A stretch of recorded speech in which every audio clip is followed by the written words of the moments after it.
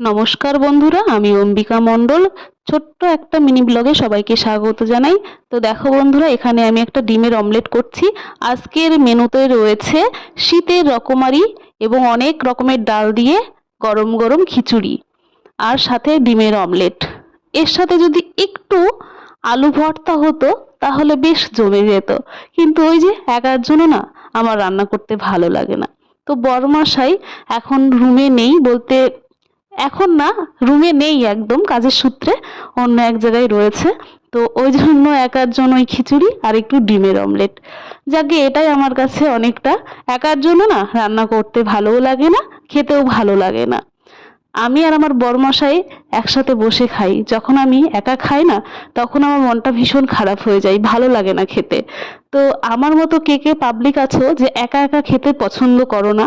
আমি তো একেবারেই নই, একা খেতে ভালোবাসিই না। তো যাকগে, অনেক বকবক করে ফেললাম। তো শীতের এই রকমারি সবজির মধ্যে আমি দিয়েছি ফুলকপি, গাজর, আলু, তারপরে মটরশুঁটি, অনেকগুলো গোটা রসুন দিয়েছি, ঠিক আছে।